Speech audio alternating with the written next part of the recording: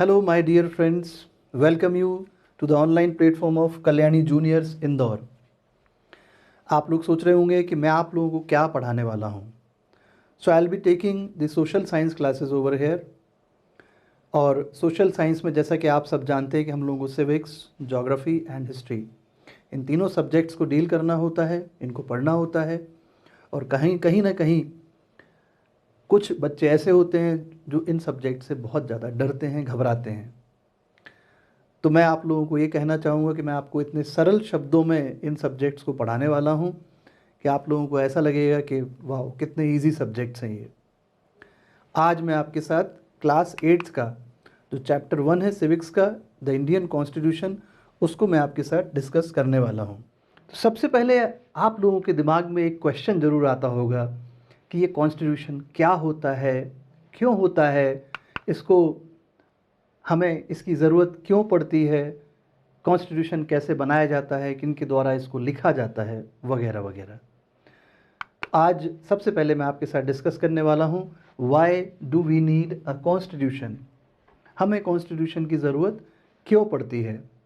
Friends, हम सभी लोग ये जानते हैं कि हमारे पास बहुत सारे लॉज होते हैं और उन सभी लॉज में यदि मैं आपसे बात करूं तो कॉन्स्टिट्यूशन क्या होता है, ये सुप्रीम लॉ होता है। So constitution is the supreme law of the land. यानी जितने भी लॉज होते हैं उन सभी लॉज में सबसे ऊपर कौन होता है, इंडियन कॉन्स्टिट्यूशन। अब इंडियन कॉन्स्टिट्यूशन में क्या होते हैं, तो प्रोविजंस होते हैं उसमें, है ना। जैसा कि हम सब लोग जानते हैं कि हमारे पास बहुत सारे राइट्स हैं। आप कह सकते हैं कि इंडियन कॉन्स्टिट्यूशन के द्वारा हमें फंडामेंटल राइट्स दिए हुए हैं। So the rights which are guaranteed to us by the constitution of India, they are known as fundamental right. Simple सी बात ये मैंने आपको बताई। और जो हमारा जो स्टेट है, स्टेट क्या होता है, आप इस बात को ध्यान से सुनिएगा। स्टेट का मतलब होता है यहाँ पर द गवर्नमेंट ऑफ इंडिया और the government of any state और एनी लोकल गवर्नमेंट और any other authority which have the power to make laws, by laws etcetera. अब इस स्टेट को बहुत सारी रिस्पॉन्सिबिलिटीज़, बहुत सारी जिम्मेदारी दी हुई है और ये जो सारी रिस्पॉन्सिबिलिटीज़ दी हुई हैं उनको हम लोग कॉन्स्टिट्यूशन में directive principles of state policies के तहत पढ़ते हैं, जिनको हम लोग शॉर्ट में डीपीएसपीज़ कहते हैं। अब यहाँ स्टेट्स को, यानी इन सभी प्रकार की गवर्नमेंट्स को ये डायरेक्टिव्स दी हुई हैं कि आपको ये सब करना है। जैसे ऑर्गेनाइजेशन ऑफ विलेज पंचायत्स, या मैं बात करूं तो सोसाइटी में इक्वल स्टेटस इस्टेब्लिश करना है ना। ये जो गरीबी है या अमीरी है, तो किसी के पास बहुत ज़्यादा वेल्थ है तो किसी के पास बहुत कम है, तो यहाँ जो कंसंट्रेशन ऑफ वेल्थ है उसको रिड्यूस करना है, वगैरह वगैरह। ऐसे बहुत सारी चीज़ें जो होती हैं वो स्टेट के ऊपर आप कह सकते हैं रिस्पॉन्सिबिलिटी होती है और उसको state directive principle of state policies के तहत उनको इम्प्लीमेंट करता है। तो यहाँ हमको सबसे पहले ये समझना होगी बात कि हमें कॉन्स्टिट्यूशन की आवश्यकता क्यों पड़ती है। तो सबसे पहली बात है कि जैसा कि मैंने आपको बताया कि constitution is the supreme law of the land. So it determines the relationship of the citizens with the governments. अब आप लोग सोच रहे होंगे ये किस तरह की रिलेशनशिप्स होती हैं। तो यहाँ अगर जैसे मैंने आपको बात करी थी कि ऑर्गेनाइजेशन ऑफ विलेज पंचायत्स, हमारा कॉन्स्टिट्यूशन क्या कहता है कि हमको जो ग्राम स्तर पर, गांव लेवल पर हमें क्या इस्टेब्लिश करना, पंचायत इस्टेब्लिश करना है। तो वहाँ क्या होगा, वहाँ सभी गांव के लोग जो होते हैं, जो 18+ एज के होते हैं, वो अपनी एक ग्राम सभा बनाते हैं और वो लोग अपने गांव का जो है किस तरह से डेवलपमेंट करना है, तो वहाँ वो पंचायत में बैठ कर के इस तरह के डिसीजंस लेते हैं। तो हमारी गवर्नमेंट कौन सी हो गई, यहाँ पर लोकल गवर्नमेंट हो गई और यहाँ सिटीजन्स का पार्टिसिपेशन होता है ग्राम सभा के थ्रू। तो इस प्रकार से हमारी जो गवर्नमेंट है, जैसे हम बात करें, we have executive, we have legislature and we have judicial government, है ना। ये 3 पिलर्स होते हैं, मेन पिलर्स होते हैं गवर्नमेंट के। तो इनके बीच में जो रिलेशनशिप होती है सिटीजन्स और गवर्नमेंट्स की, ये कॉन्स्टिट्यूशन इस्टेब्लिश करता है। इसके अलावा हम अगर फंडामेंटल राइट्स की बात करें, है ना, तो वहाँ पर भी अगर हमारे फंडामेंटल राइट्स का वायलेशन हो रहा है, देखिए ये वायलेशन कैसे होगा, हमने लॉज बनाने की पावर किसको दी हुई है? पार्लियामेंट ऑफ इंडिया को दी हुई है, और स्टेट लेवल पर स्टेट लेजिस्लेचर्स लॉज बनाती हैं। तो यदि कोई इनके द्वारा ऐसा लॉ कोई बनाया जाता है जो हमारे राइट्स को यदि वायलेट करता है, तो फिर हमारे पास कौन होती है? जुडिशरी होती है, सुप्रीम कोर्ट ऑफ इंडिया है जो कि हाईएस्ट अथॉरिटी होती है, और वो क्या करती है? ऐसे लॉज को जो कि हमारे राइट्स को वायलेट करते हैं उनको एब्रोगेट यानी नल एंड वाइड भी डिक्लेयर कर सकती है। बहुत सिंपल सी बात मैंने आपको बताई। तो इस तरह से हमारे कॉन्स्टिट्यूशन ने क्या किया है? पार्लियामेंट को भी इस्टेब्लिश किया और सुप्रीम कोर्ट ऑफ इंडिया को भी इस्टेब्लिश किया। तो एक चेक्स एंड बैलेंसेस का जो सिस्टम बनाया हुआ है, तो इसीलिए कॉन्स्टिट्यूशन की आवश्यकता है कि एक चेक्स एंड बैलेंसेस का सिस्टम रहे और हमारे जो राइट्स हैं उनको कोई वायलेट नहीं कर सके। तो आपको ये बात समझ में आ गई होगी। आगे बढ़ते हैं। दूसरी बात मैंने आपको क्या बताई हुई है कि it lays down the principles and guidelines which are required for people belonging to different ethnic and religious groups. देखिए, ये हम सब लोग जानते हैं कि हमारा एक ऐसा देश है जहाँ पर कई सारे धर्म के लोग रहते हैं, है ना, और कई सारी जातियाँ हैं, उपजातियाँ हैं, ठीक है। और हमारा कॉन्स्टिट्यूशन इन सभी रिलीजन्स को अपना अपना रिलीजन आप कह सकते हैं उनको प्रोपोगेट करने का अधिकार भी देता है। ये उनका फंडामेंटल राइट होता है ना। हम सभी अपने अपने रिलीजन को प्रैक्टिस कर सकते हैं, उसका प्रोफेशन कर सकते हैं, प्रोपोगेशन कर सकते हैं, ये हमारा राइट होता है। लेकिन यदि इस तरह के कहीं हमारे राइट्स वायलेट होते हैं, उनको कोई इन्फ्रिंज करता है, तो फिर से हमारा कॉन्स्टिट्यूशन जो है इस तरह की पावर्स जो है सुप्रीम कोर्ट ऑफ इंडिया को भी देता है कि हमारे अगर राइट्स वायलेट होते हैं तो सुप्रीम कोर्ट ऑफ इंडिया ऐसे लॉज को नल और वाइड डिक्लेयर कर सकता है, यानी ऐसे लॉज को कैंसिल भी कर सकता है। इसके अलावा यदि हम बात करें तो कॉन्स्टिट्यूशन जो होता है it sets the limits on the power of the government. जैसा कि मैंने आपको बताया था कि जो गवर्नमेंट होती है यानी उसका एक भाग हमारा क्या है? पार्लियामेंट ऑफ इंडिया भी है। तो यदि हमारी पार्लियामेंट या हमारी स्टेट लेजिस्लेचर्स ऐसे कोई लॉज बनाती हैं या ऐसा कोई काम करती हैं, ऐसे कोई एग्जीक्यूटिव एक्शंस उनकी तरफ से देखने को मिलते हैं जो हमारे राइट्स को एब्रोगेट करते हैं, वायलेट करते हैं, तो उस केस में भी आप कह सकते हैं कॉन्स्टिट्यूशन जो है आता है, सामने आता है, और सुप्रीम कोर्ट या हमारी जुडिशरीज के थ्रू उन पावर्स को हम लिमिट कर सकते हैं। तो एक चेक्स एंड बैलेंसेस का सिस्टम ये प्रोवाइड करता है हमको कॉन्स्टिट्यूशन। इसके अलावा it also tells us about the rights of the citizen. जैसा कि मैंने आपको बताया था कि we also enjoys the fundamental rights which are guaranteed to us by the constitution of India. तो अभी इनके बारे में भी हम लोग अभी थोड़ा थोड़ा सा डिस्कशन करेंगे। Apart from this it specifies the procedure for the election of the government. जैसे कि आप लोग अगर जानते हो कि we are having the parliamentary system of government. अगर मैं वहीं यूएस की बात करूं तो यूनाइटेड स्टेट्स ऑफ अमेरिका में they have presidential system of government. तो वहाँ उनका जो प्रेसिडेंट होता है he is directly elected authority of the nation. Whereas अगर हम हमारे यहाँ के प्रेसिडेंट की बात करें so he is indirectly elected head of the nation. तो ये जो इलेक्शन का जो प्रोसीजर है, प्रेसिडेंट की बात कर रहा हूँ मैं अभी आपसे, तो जैसे इनडायरेक्टली इलेक्ट होते हैं तो उनको कौन इलेक्ट करता है? तो वहाँ पर इलेक्शन में हमारे लोकसभा के इलेक्टेड मेंबर्स, राज्यसभा के इलेक्टेड मेंबर्स और जो लेजिस्लेटिव असेंबलीज होती हैं उनके इलेक्टेड मेंबर्स, उनके वो इलेक्शन में वो अपना वोट कास्ट करते हैं। तो इस तरह से हम क्या देखते हैं कि हमारा कॉन्स्टिट्यूशन जो है, जो हमारी अथॉरिटीज़ होती हैं, जो गवर्नमेंट होती है, उसका किस तरह से इलेक्शन होगा उस बारे में भी हमारा कॉन्स्टिट्यूशन चर्चा करता है, उसमें उसके प्रोविजंस भी दिए हुए हैं। तो ये हमने कुछ पॉइंट्स देखे, कुछ और मैं आपको बताता हूँ यहाँ पर बातें। Other than this it allocates the power and the responsibility to take the important decisions. Allocates the power. अब यहाँ आप बात समझिएगा, जब हमारे लोकसभा के इलेक्शंस होते हैं तो उसमें क्या होता है, अलग अलग पार्टीज पार्टिसिपेट करती हैं। जैसे अभी मेजॉरिटी में अगर हम देखें तो हमारी भाजपा गवर्नमेंट है, बीजेपी की सरकार बनी हुई है ना। तो इस तरह से मान लीजिए जैसे लास्ट टर्म में हमने क्या देखा था, बीजेपी जीती थी, मेजॉरिटी से जीती थी, उसने अपनी गवर्नमेंट फॉर्म करी। अब जो भी पार्टी का लीडर होता है उस लीडर को प्रेसिडेंट साहब क्या अपॉइंट कर देते हैं, एज प्राइम मिनिस्टर अपॉइंट कर देते हैं, और उसके बाद प्राइम मिनिस्टर क्या करते हैं, अपनी काउंसिल ऑफ मिनिस्टर्स फॉर्म करते हैं। और अब किस मिनिस्टर को कौन सा पोर्टफोलियो देना है, कौन सी मिनिस्ट्री देना, ये प्राइम मिनिस्टर डिसाइड करते हैं और प्रेसिडेंट साहब अपॉइंट करते जाते हैं। तो किसको क्या पावर देनी, किसको क्या रिस्पॉन्सिबिलिटी देनी है, इसका एलोकेशन और इसके इनमें किसको क्या डिसीजन लेने की पावर देनी है, ये भी कॉन्स्टिट्यूशन के द्वारा इसमें काफ़ी हमको हेल्प मिल जाती है। Other than this, the constitution of India it also defines the nature of countries political system.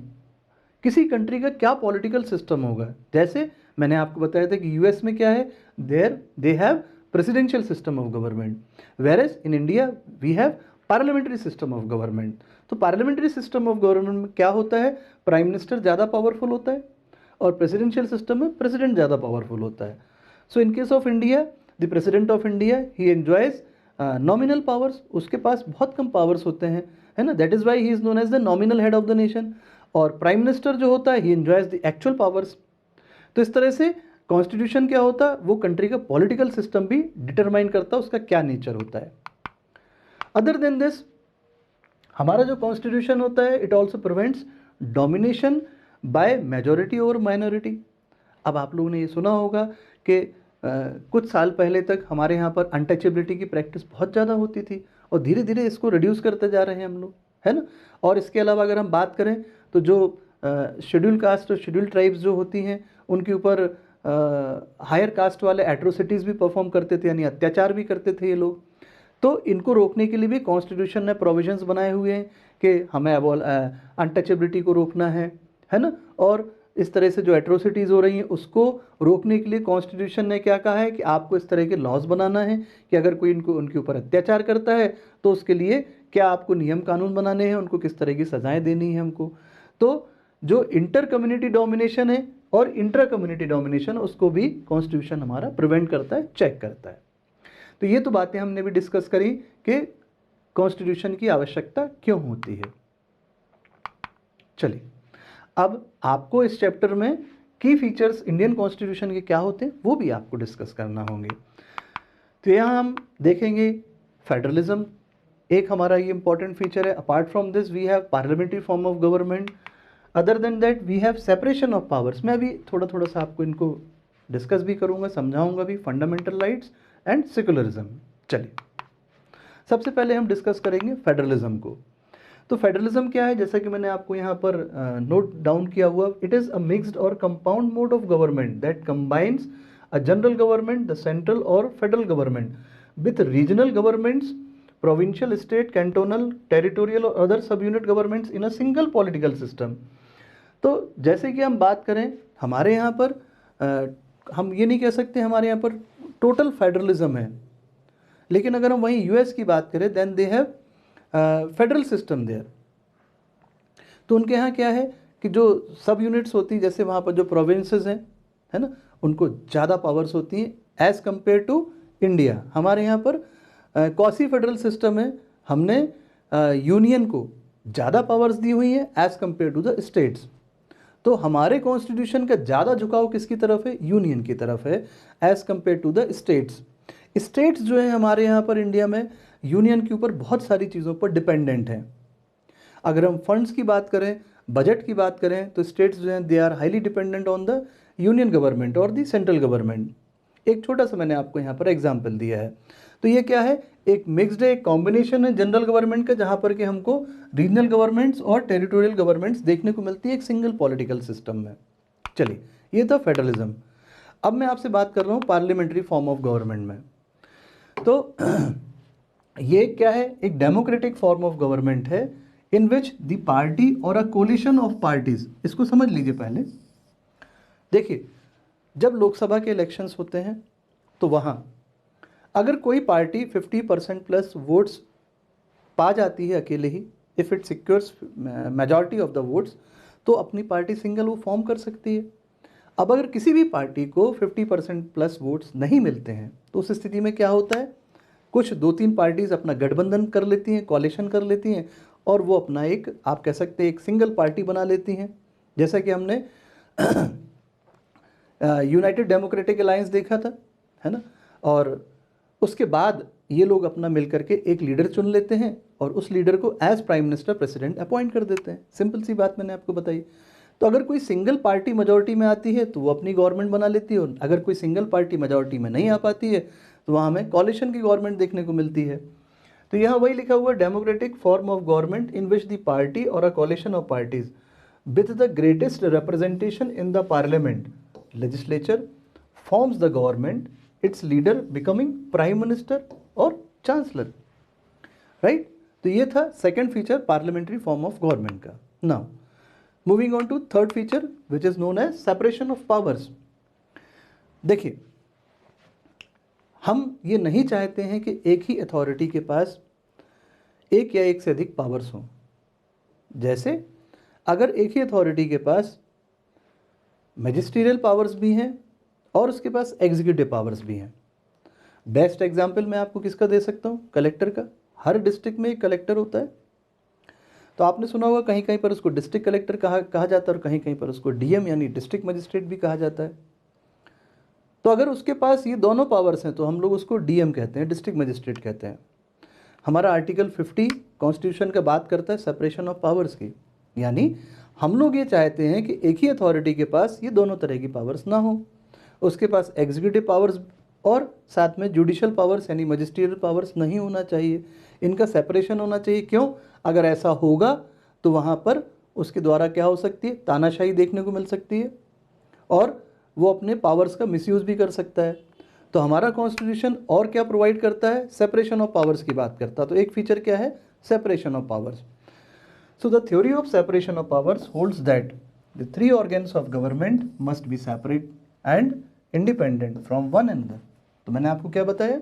Executive, legislature and judiciary, ये तीनों ऑर्गेन्स जो हैं ये सेपरेट होना चाहिए, एक दूसरे से इंडिपेंडेंटली इनको काम करना चाहिए. ठीक है ना? So any combination of these three functions into a single और टू ऑर्गेन्स इज हार्मफुल. तो अगर इनमें से दो भी एक साथ हो जाते हैं तो हमारे लिए हार्मफुल हो सकते हैं, डेंजरस हो सकते हैं फॉर इंडिविजुअल लिबर्टी.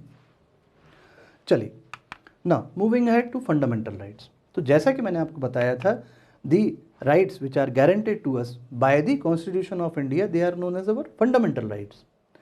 तो आर्टिकल हमारे पास 12 से लेकर के 32 तक हमारे पास कॉन्स्टिट्यूशनल रेमेडीज़ की अगर मैं बात करूं तो वहाँ हम लोग रिट्स, अगर हमारे फंडामेंटल राइट्स का हनन होता, वायलेशन होता है तो हम अपने लिए रिट्स भी डायरेक्टली सुप्रीम कोर्ट या हाई कोर्ट से इशू करा सकते हैं. सो आर्टिकल 12 से 35 तक पार्ट 3 में फंडामेंटल राइट्स हैं. There are 6 fundamental rights recognised by the Indian constitution. देखिए कौन कौन से हैं. So one part is right to equality, जिसमें कि हमें ऐसे आर्टिकल्स की, ऐसे प्रोविजंस की चर्चा की जाती है जिसमें कि अनटचेबिलिटी, उसको एबॉलिश करना है, abolition of untouchability, abolition of titles, equality in matters of public employment, जहां आप लोग देखते हैं कि जो पब्लिक सर्विसेज में जो भी पोस्ट आती हैं तो उसमें सभी को इक्वल अधिकार मिले, लेकिन एक्सेप्शंस होते हैं. इसीलिए जो डाउन ट्रोडन सेक्शंस होते हैं सोसाइटी के, उनको ऊपर लाने के लिए वहाँ रिजर्वेशन का प्रोविज़न भी किया गया है. तो एक्सेप्शंस आर ऑलवेज देयर, है ना. राइट टू फ्रीडम, तो आर्टिकल 19 आपको कई तरह की फ्रीडम्स प्रोवाइड करता है. Freedom of movement, freedom of assembly, freedom of association वगैरह वगैरह. Then right against exploitation. Then we have right to freedom of religion. जैसा कि मैंने आपको बताया था, हमारे यहाँ कई रिलीजन्स हैं और उनको ये अधिकार दिए गए हैं कि वो अपने रिलीजन को प्रैक्टिस कर सकते हैं, है ना, उनका प्रोपगेशन कर सकते हैं. Then we have cultural and educational rights and then we have right to constitutional remedies. So article 32 जो होता है ये कॉन्स्टिट्यूशनल रेमेडीज़ से डील करता है. यहाँ हम कई तरह की रिट्स होती हैं जिसमें कि मैंडेमस, हैबेस कॉर्पस, इस तरह की रिट्स होती हैं जो हम आगे क्लासेस में आपके साथ डिस्कस करेंगे. उनको हम डायरेक्टली सुप्रीम कोर्ट या हाई कोर्ट से इशू करा सकते हैं. राइट. तो ये दोस्तों आज का लेक्चर था हमारा, जो कि चैप्टर 1 आपकी क्लास 8 का था, द इंडियन कॉन्स्टिट्यूशन पर. आशा है आप लोगों को ये अच्छे से समझ में आया होगा. आप लोगों को कुछ भी क्वेश्चंस हों तो आप लोग कमेंट सेक्शन में डाल करके पूछ सकते हैं, हम लोग उनको रिप्लाई करने की कोशिश करेंगे. आप लोग हमारे चैनल को सब्सक्राइब करना नहीं भूलें, लाइक और शेयर करना नहीं भूलें. थैंक यू दोस्तों, नमस्कार, जय हिंद.